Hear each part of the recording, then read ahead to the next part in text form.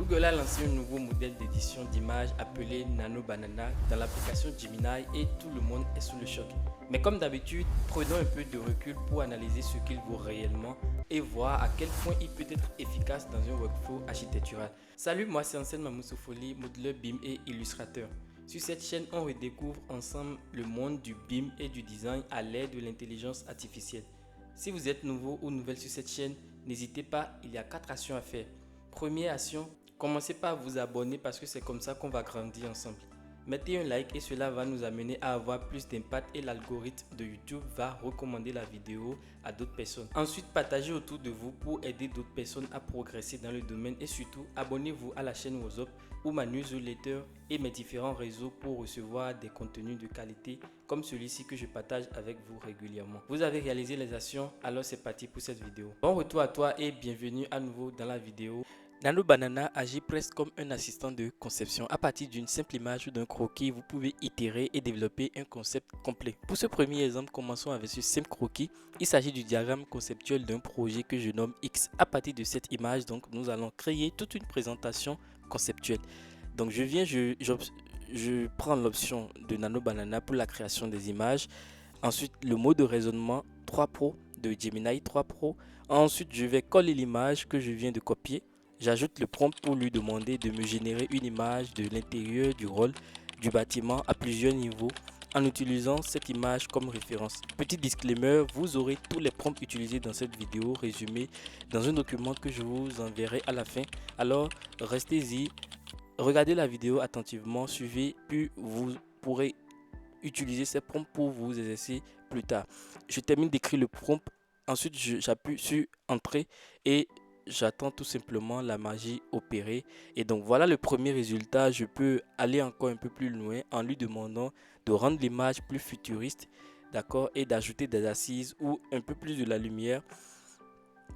Et j'envoie le prompt. Donc voilà encore le résultat, voilà ce que ça donne. Nous allons continuer avec l'itération. Je lui demande à nouveau de nous montrer une vue en coupe ou en session, d'accord, avec ce prompt que je viens d'envoyer. Et il le fait, voilà, la coupe en 3D. Ensuite, je vais encore lui demander, d'accord, de me faire une planche architecturale complète avec toutes les vues et les croquis. Et voici le résultat final qui va nous donner, voilà, vous pouvez voir, c'est incroyable. Nous sommes partis de ce simple croquis initial pour arriver à ce niveau de détail et ce n'est que le début. Passons à l'exemple numéro 2. Pour cela, je vais ouvrir un nouveau chat de discussion. Nous allons partir d'une photo d'un vrai projet, cette fois-ci le mémorial Thomas Sankara. Donc je l'importe, je lui demande tout simplement, fais-moi une vue isométrique à 45 degrés sur un fond gris en gardant exactement les matériaux et les détails. D'accord? Je termine d'écrire le prompt. Ok.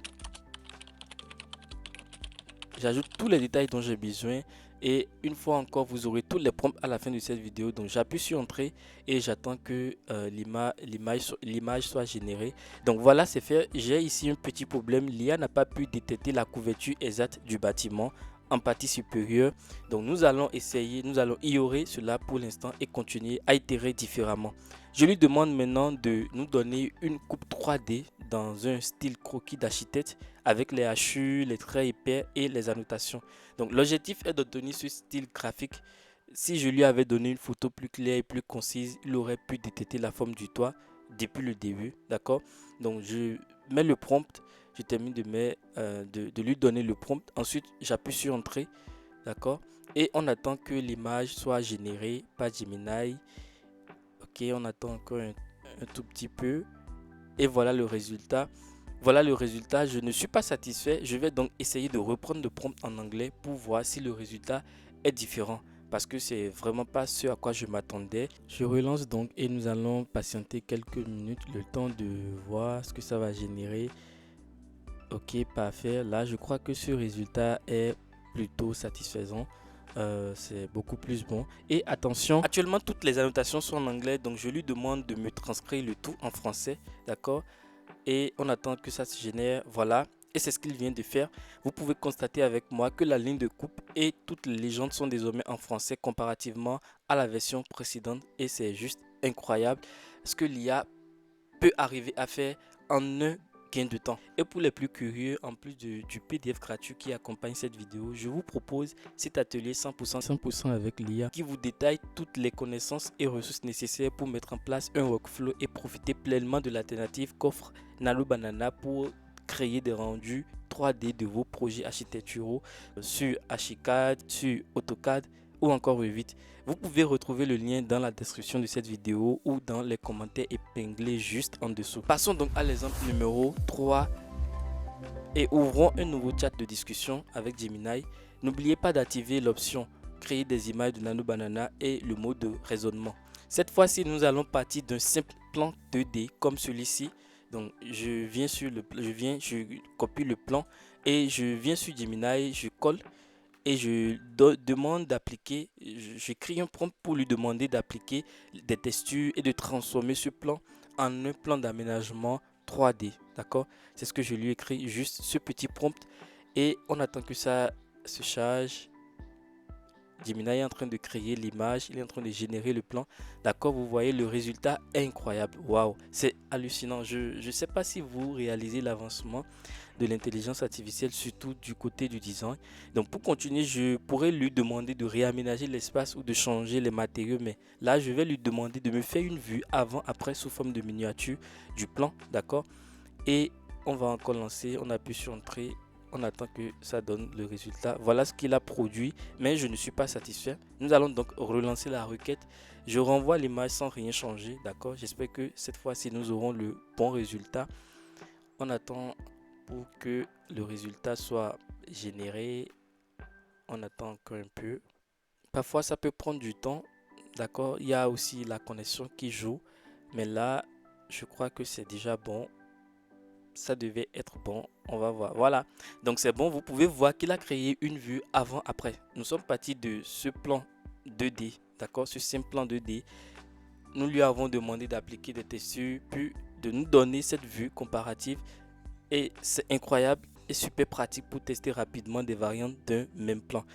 Je ne vais pas m'attarder sur l'aménagement dans cette vidéo. Dans une prochaine, nous allons réaménager l'espace, changer les matériaux, ajouter des détails, et vous verrez ensemble comment cela se fait.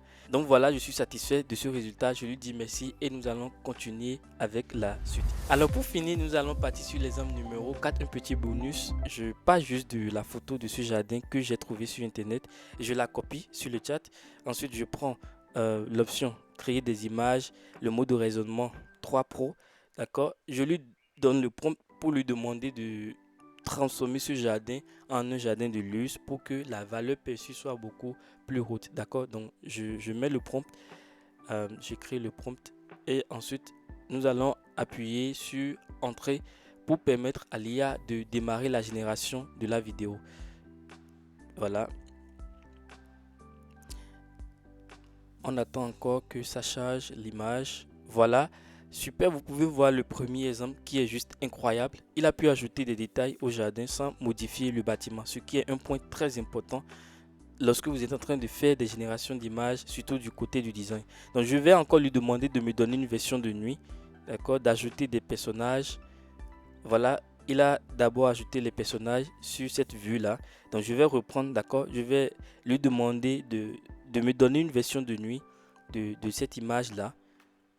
D'accord, voilà le résultat. Maintenant, je vais lui demander de changer la lumière parce que je préfère une lumière blanche à l'intérieur du bâtiment. Donc, je vais lui demander ça et on attend.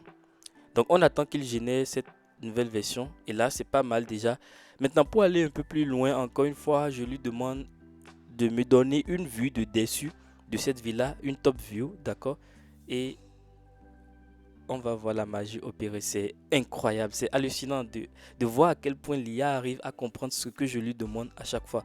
Donc nous sommes partis de cette simple image pour arriver à ça. L'évolution de l'IA est juste hallucinante. Et voilà, ce sont quelques-uns des cas d'utilisation du modèle de génération d'images de Google pour le domaine de l'architecture et du design. Dites-moi dans les commentaires si vous souhaitez une vidéo détaillée sur l'un de ces sujets. Et pour les plus curieux, en plus du PDF gratuit qui accompagne cette vidéo, je vous propose cet atelier. Vous pouvez retrouver le lien dans la description de cette vidéo ou dans les commentaires épinglés juste en dessous. J'espère que cette vidéo vous a été utile. Allez-y, regardez cette vidéo, likez, commentez, partagez, faites tout ce que vous voulez et on se donne rendez-vous très bientôt pour une prochaine vidéo. Prenez soin de vous et à très bientôt.